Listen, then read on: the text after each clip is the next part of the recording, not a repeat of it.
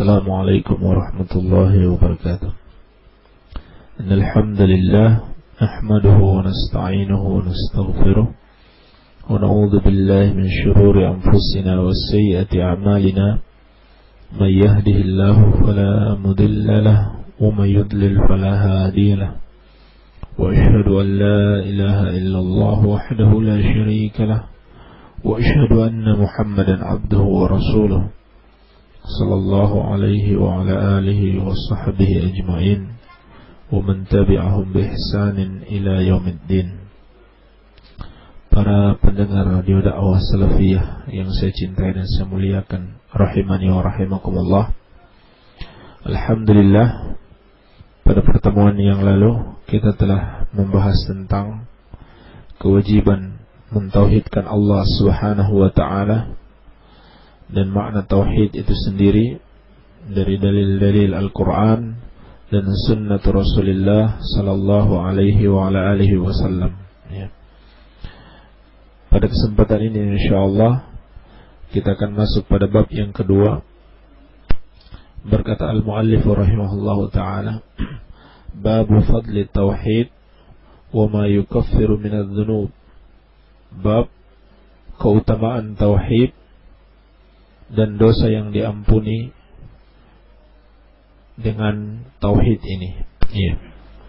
Ini bab yang kedua, berbicara tentang tauhid, di mana di antara keutamaan tauhid adalah mengampuni, dengannya Allah Subhanahu wa taala mengampuni dosa-dosa yang dilakukan seorang hamba. Jadi tauhid adalah faktor yang sangat besar yang menyebabkan diampuninya dosa-dosa seorang hamba. Sebagaimana akan datang dalil-dalil yang menjelaskan hal tersebut. Dalil yang pertama, wa qaulullah ta'ala alladzina amanu wa lam yalbisu imanahum bidzulmin ulaika lahumul amnu wa hum muhtadun.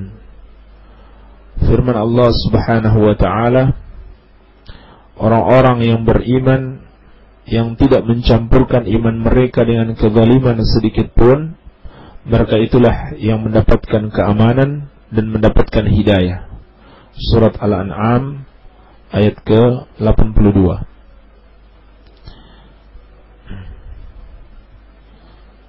Ini adalah dalil yang menjelaskan kepada kita tentang keutamaan tauhid, di mana Allah Subhanahu wa ta'ala mengabarkan kepada kita bahwa orang-orang yang beriman yang tidak mencampurkan iman mereka dengan kezaliman sedikit pun, mereka akan mendapatkan keamanan dan mendapatkan hidayah.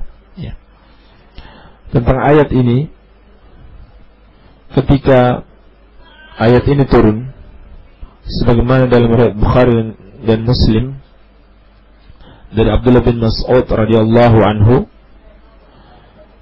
kata beliau, ketika turun firman Allah, alladzina amanu wa lam yalbisu imanahum bidzulmin, orang-orang yang beriman yang tidak mencampurkan keimanan mereka dengan kezaliman sedikit pun.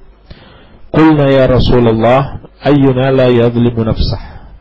Para sahabat bertanya, ya Rasulullah, siapa di antara kami yang tidak menzalimi dirinya? Jadi ayat ini dipahami oleh para sahabat, tidak akan mungkin seorang pun benar-benar beriman dengan sebenarnya, sebab tidak ada yang bisa selamat dari kezaliman. Minimal seorang itu menzalimi dirinya sendiri. Karena kezaliman itu ada 3 bentuk. Yang pertama, kezaliman yang paling zalim, yaitu kezaliman kepada Allah Subhanahu wa ta'ala. Dan yang kedua, kezaliman kepada orang lain.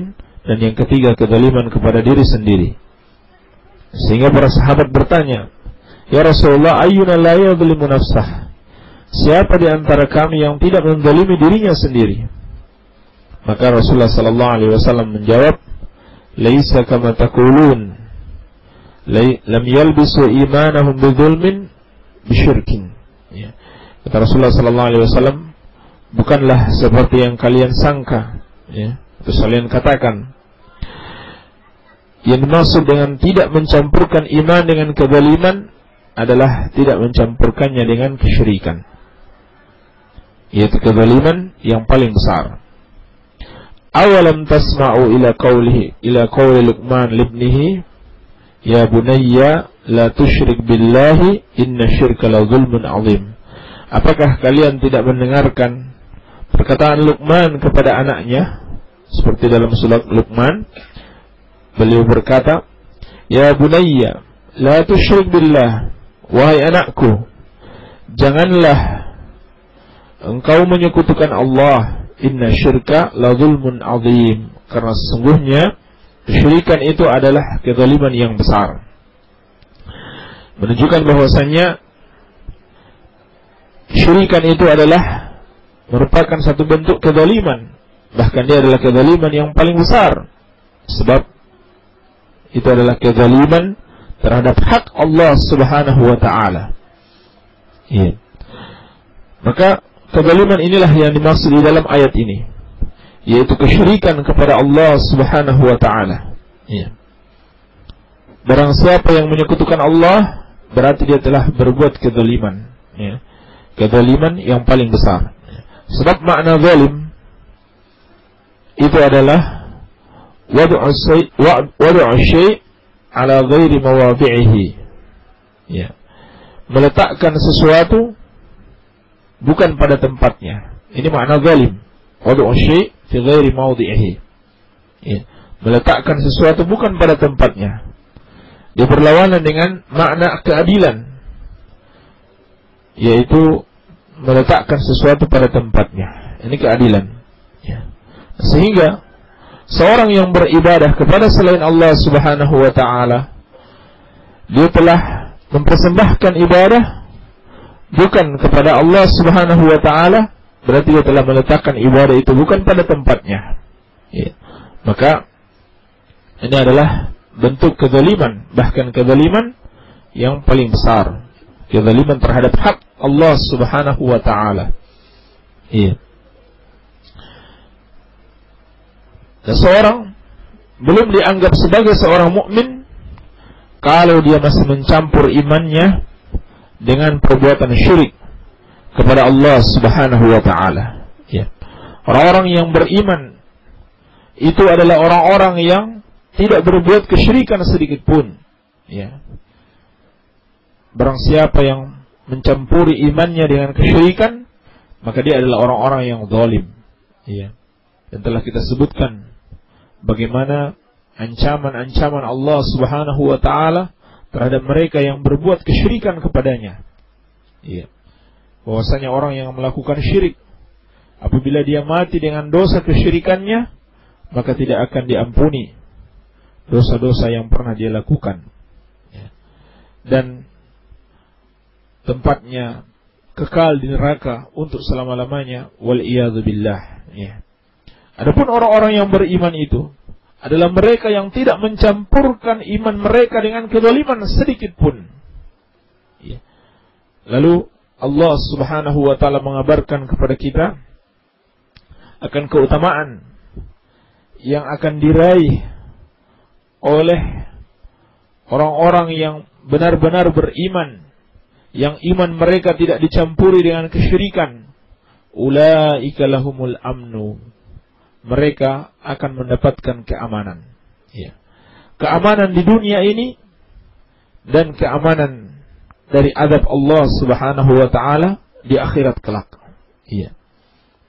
Ketika manusia menjadi gentar hatinya, menjadi takut untuk mempertanggungjawabkan setiap apa yang mereka perbuat dalam kehidupan dunia ini di hadapan Allah Subhanahu wa ta'ala kelak di hari kiamat, maka orang-orang yang mentauhidkan Allah Subhanahu wa ta'ala, yang tidak sedikit pun mencampur keimanan mereka dengan kesyirikan, mereka diberikan keamanan oleh Allah Subhanahu wa ta'ala. Iya. Demikian pula keamanan di dunia ini. Iya. Dan dimaksud dengan keamanan, kata para ulama, tuma'ninatun nafsi wa zawalul khauf, ya. Hati yang tenang dan hilangnya ketakutan, ya. Ini hatinya orang-orang yang mentauhidkan Allah Subhanahu wa taala. Hatinya senantiasa merasa tenang dan tidak ada ketakutan di dalam hatinya sedikit pun. Mengapa? Karena Allah Subhanahu wa taala telah menenangkan hatinya dan telah menghilangkan ketakutan darinya. Dan dikarenakan kuatnya iman kepada Allah Subhanahu wa taala yang tidak dicampuri dengan kesyirikan sedikit pun. Iya. Kemudian wahum muhtadun, dan mereka adalah orang-orang yang mendapatkan hidayah. Ya. Hidayah di sini adalah hidayah di dunia dan hidayah di akhirat kelak. Ya. Hidayah di dunia yaitu hidayah kepada syariat Allah Subhanahu wa taala, baik dalam bentuk ilmu maupun dalam bentuk amalan. Karena ulama kita menjelaskan hidayah itu ada dua bentuk. Yang pertama, hidayatul dilala wal irsyad. Hidayah berupa bimbingan kepada ilmu. Dan yang kedua, hidayatul taufiq. Hidayah berupa kemampuan untuk mengamalkan.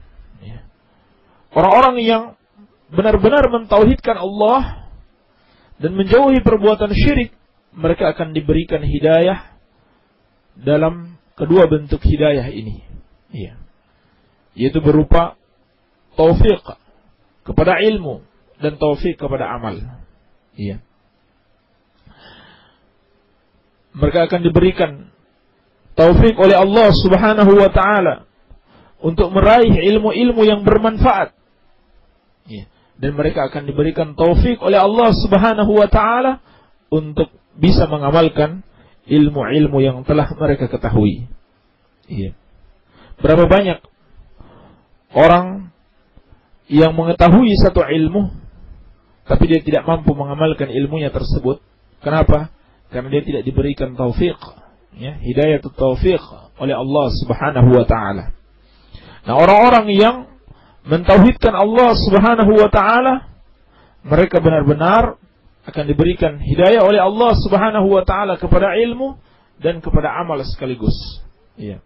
Dan ini adalah sebesar-besarnya nikmat yang diberikan Allah Subhanahu wa taala kepada seorang hamba ketika dia diberikan hidayah untuk mengetahui kebenaran, ya, mengetahui ilmu dari Al-Qur'an dan dari sunnah Rasulullah sallallahu alaihi wa ala alihi wasallam, dan kemampuan untuk mengamalkannya. Ya, jadi bukan sekedar dia mengetahui ilmu tersebut, tetapi dia akan diberikan taufik untuk mengamalkan ilmu tersebut ketika dia benar-benar memurnikan keimanannya dari perbuatan-perbuatan syirik kepada Allah Subhanahu wa taala. Iya. Berapa banyak orang-orang yang mengetahui misalkan sholat itu wajib. Iya. Dia tahu ilmunya, tetapi dia tidak mengamalkannya. Dia tidak melaksanakan sholat. Ya. Wanita-wanita muslimah tahu bahwa menggunakan jilbab menutup auratnya itu adalah kewajiban, ya, dari Allah Subhanahu wa taala. Tapi sedikit sekali yang bisa mengamalkannya. Sedikit sekali yang berikan taufik oleh Allah untuk bisa mengamalkannya. Nah, orang-orang yang memurnikan tauhidnya dari segala bentuk kesyirikan kepada Allah Subhanahu wa taala, mereka akan diberikan taufik untuk mengamalkan ilmu yang telah mereka ketahui. Iya. Ini adalah sebesar-besarnya nikmat dari Allah Subhanahu wa taala. Dan ini menunjukkan kepada kita bahwasannya ketika kita mampu mengamalkan satu kebaikan, itu adalah nikmat dari Allah Subhanahu wa taala. Iya. Bukanlah karena kemampuan diri kita, tetapi itu adalah nikmat yang Allah berikan kepada seorang hamba. Ya. Sehingga apabila seorang hamba mampu mengamalkan satu kebaikan, maka yang pertama sekali harus dia puji adalah Allah Subhanahu wa taala. Dia bersyukur kepada Allah Subhanahu wa taala. Ya. Sebab Allah Subhanahu wa taala dialah yang memberikan kemampuan, memberikan taufik kepada seseorang untuk mengamalkan suatu kebaikan, ya. Seorang tidak boleh kemudian merasa ujub, ya, merasa kagum dengan dirinya, ya, merasa bangga diri, merasa sombong ketika dia telah mampu mengetahui satu ilmu atau mengamalkan suatu kebaikan. Karena hakikatnya ilmu yang dia ketahui, amal yang dia laksanakan atau kebaikan yang dia kerjakan, itu adalah taufik yang diberikan oleh Allah Subhanahu wa taala. Iya. Maka orang-orang yang imannya benar, yang tidak sedikit pun mencampurinya dengan perbuatan zalim, yaitu perbuatan kesyirikan kepada Allah Subhanahu wa taala, mereka akan diberikan hidayah kepada ilmu dan kepada amalan sekaligus. Iya. Demikian pula hidayah di akhirat kelak, yaitu hidayah atau petunjuk jalan ke surga Allah Subhanahu wa taala. Ya. Ini merupakan jaminan Allah Subhanahu wa taala, ya, bahwa siapa yang benar-benar mentauhidkan Allah Subhanahu wa taala, tidak dicampuri dengan kesyirikan sedikit pun, mereka pasti akan diberikan petunjuk jalan menuju surga Allah Subhanahu wa taala di akhirat kelak. Iya. Dan sebaliknya, orang-orang yang menyekutukan Allah, mereka akan diberikan petunjuk ke neraka jahanam atau digiring ke neraka jahanam, ya. Seperti firman Allah Subhanahu wa taala dalam surat As-Saffat, "Uhsyurul ladzina zalamu wa azwajahum wa ma kanu ya'buduna min dunillah." Ya. Kumpulkanlah orang-orang yang zalim itu, ya, dan pasangan-pasangan mereka serta apa-apa yang mereka sembah selain Allah, fahduhum ila siratil jahim, dan berikanlah mereka hidayah atau petunjuk, ya, hidayah di sini atau petunjuk kepada siratil jahim, ya, jalan yang menuju kepada neraka jahanam. Ya, wal iyadu billah, ini orang-orang yang menyekutukan Allah Subhanahu wa taala. Itu berarti mereka yang mentauhidkan Allah akan diberikan petunjuk untuk masuk atau mengikuti jalan yang menuju kepada surga Allah Subhanahu wa taala. Iya. Dan yang lebih berbahaya lagi, orang-orang yang menyekutukan Allah, ketika mereka telah digiring ke dalam neraka, mereka kekal di dalam neraka untuk selama-lamanya, ya. Sebagaimana firman Allah Subhanahu wa taala, "Innal ladzina kafaru min ahlil kitabi wal musyrikin fi nari jahannam khalidina fiha ulaika hum syarrul bariyah." Sesungguhnya orang-orang kafir dari kalangan ahlul kitab, yaitu Yahudi dan Nasrani, wal musyrikin, dan orang-orang musyrik selainnya, tempat mereka di neraka jahanam khalidina fiha, mereka kekal di dalamnya untuk selama-lamanya. Ulaika hum syarrul bariyah, mereka itulah seburuk-buruknya makhluk, ya. Seburuk-buruknya makhluk dalam pandangan Allah Subhanahu wa taala. Iya. Adapun orang-orang yang beriman, yang tidak mencampurkan tauhidnya dengan kesyirikan sedikit pun, maka mereka pasti akan masuk ke dalam surga Allah Subhanahu wa taala. Ya. Hanya saja, apakah masuknya ke surga itu secara langsung atau masih terancam dengan azab neraka? Ya. Maka ulama kita menjelaskan itu tergantung bagaimana dia menjalankan tauhid di dunia ini. Iya. Kalau dia mencampuri tauhidnya dengan dosa-dosa besar, atau sebelumnya, kalau seorang mencampuri tauhidnya dengan kesyirikan, maka tentunya dia tidak akan bisa masuk ke dalam surga. Ya. Kemudian, kalau dia telah memurnikan tauhidnya dari kesyirikan, namun dia masih mencampurinya dengan dosa-dosa besar, maka yang seperti ini masih terancam dengan neraka Allah Subhanahu wa taala. Sebab orang yang melakukan dosa besar, dia tahta masyiatillah, di bawah kehendak Allah Subhanahu wa taala. Kalau Allah berkehendak, dia diampuni dan langsung masuk ke dalam surga, dan kalau Allah berkehendak, dia diazab, ya.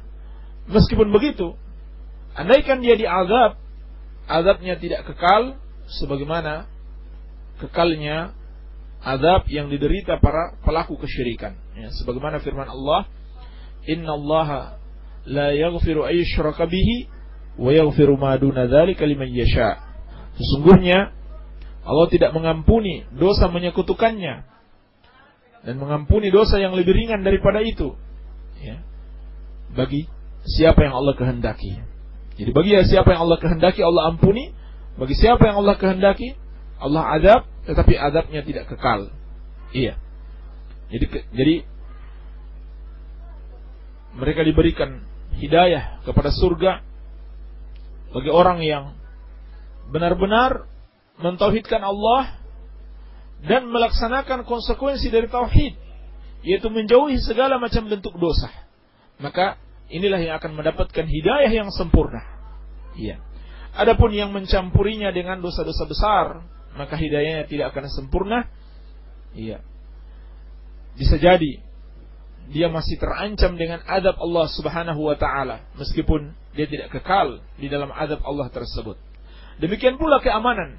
Ya.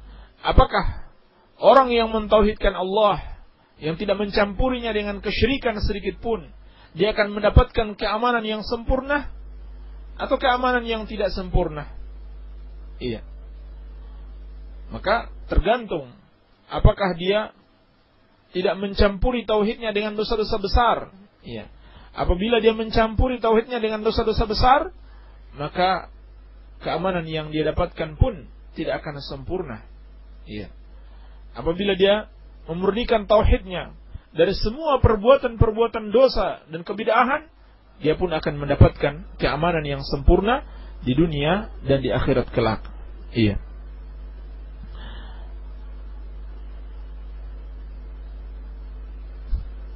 Maka dari ayat ini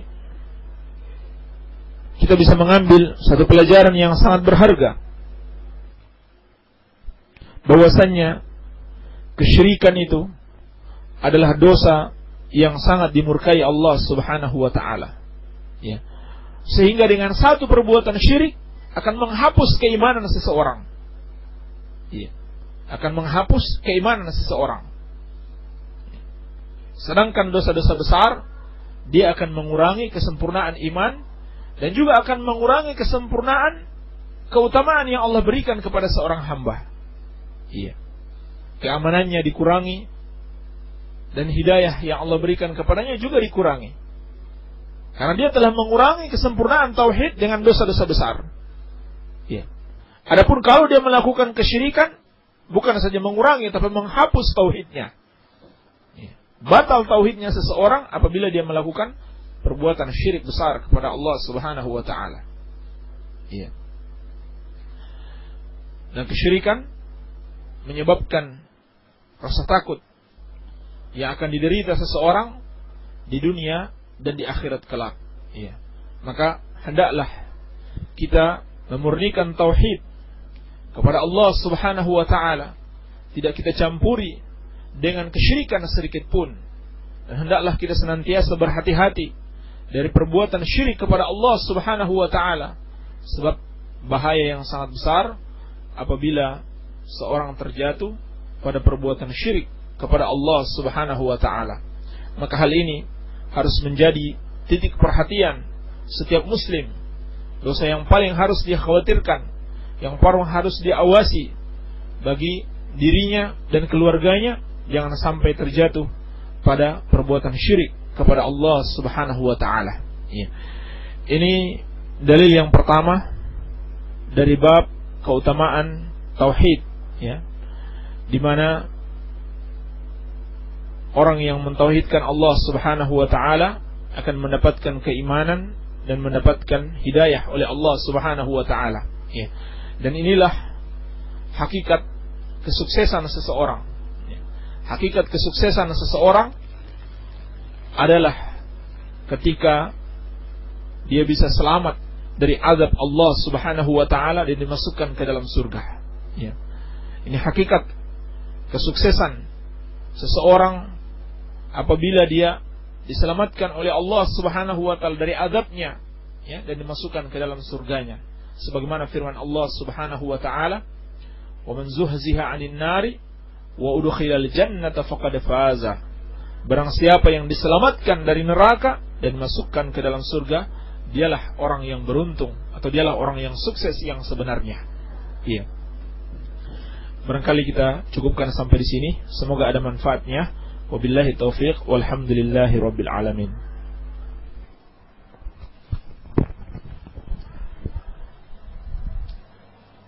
Alhamdulillah.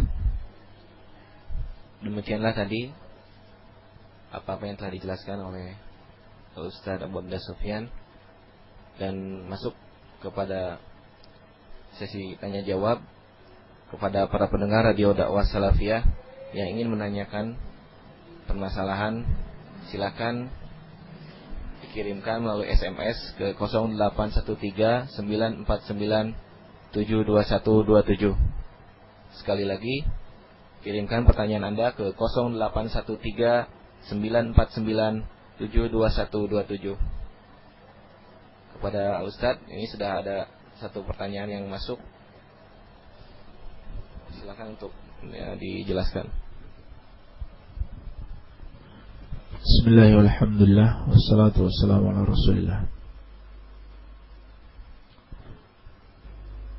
Dalam suatu salat, dua sujud yang satu dengan sujud berikutnya boleh beda atau mesti sama?